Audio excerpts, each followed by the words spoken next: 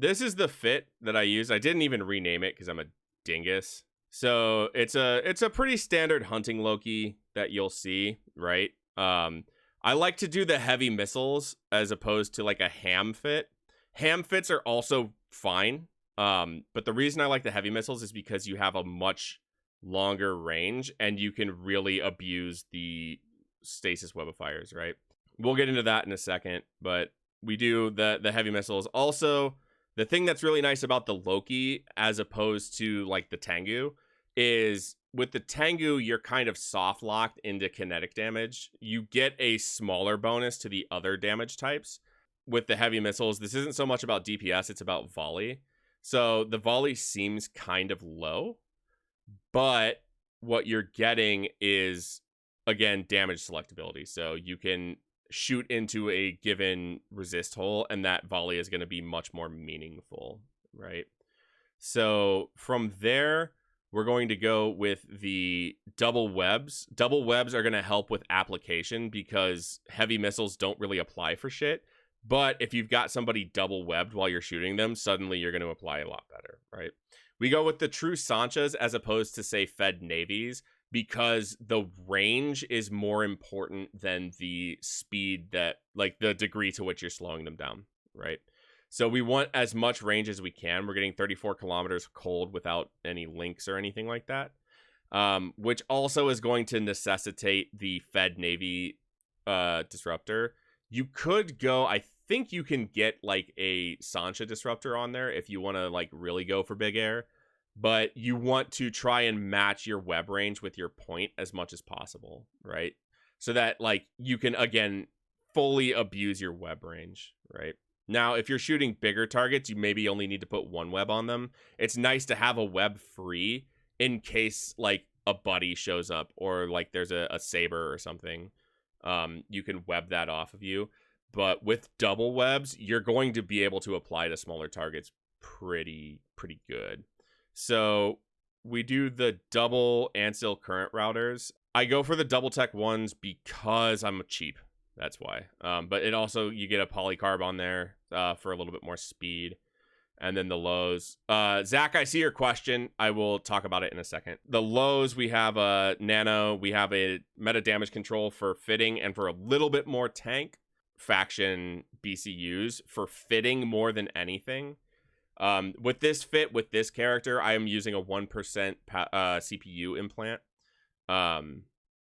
We're also rocking a Ancil shield booster. Again, because you're going for hunt and gank play style, you don't need to really worry about a sustained tank, right? If you're trying to sustain tank in a fight, you're kind of fucked anyways.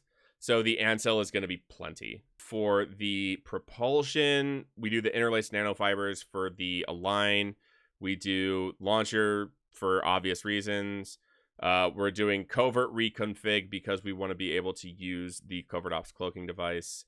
And we're doing the immobility drivers because it's a fucking Loki, right? One last point on this. You're already spending a lot of money on this fit, relatively speaking. So, like, don't cheap out and try to do, like, a Tech 1 expanded probe launcher. Go for the sisters. It's easier to fit, and it's also way better, right? Like, I'm getting a really good scan strength without any, like, virtues, without any scanning implants. Like, you're still getting plenty of scan strength, right?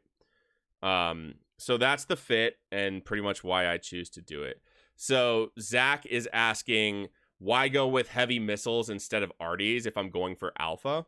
Arty is a perfectly good and viable option, right? Like, I'm not saying don't go for artillery if you don't want to. Like, arty is still good, right? Like, but the biggest reason I go with missiles over artillery, and it's the most important reason we do anything in any game ever, is because I like the look of the missile subsystem more than I like the look of the artillery subsystem.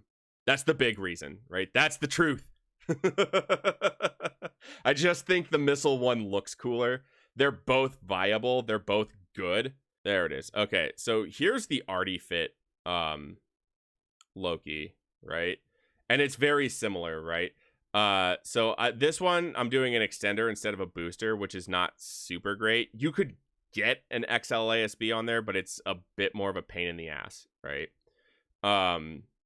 With the 720s, you're still getting damage selectability, you're still getting good range, and you're getting fat fucking alpha, dude. Look at this. This is with my main. I'm getting 4800 alpha, dude. Like, that's fucking crazy. And it's damage selectable. So, like, you're real good.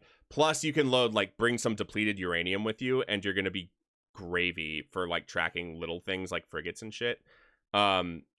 You can swap this out. I would actually highly recommend swapping this out for a Fed Navy for the range, because it's going to be closer, right? You do the C-type MWD, again, the shield extender. You can do it with a booster as well, I think. It's just you're going to have to change your rigs up quite a bit. You can also pimp these out a little more if you want to. You don't have to. This fit is a little bit cheaper. It's still really good, though. So, like, don't think that, like, the Artie Loki is bad. The Artie Loki is really good. And a lot of people will argue that the Artie Loki is better because instant damage application. There's no travel time with projectiles, which is real good. I prefer the look of the heavy missile Loki. If you check out Bjorn B's stream, Bjorn has been running the Artie Loki lately and been having a lot of success with it. Anyways, that's pretty much my time for today. Thank you guys so much for checking out the stuff that I do. I appreciate it a lot.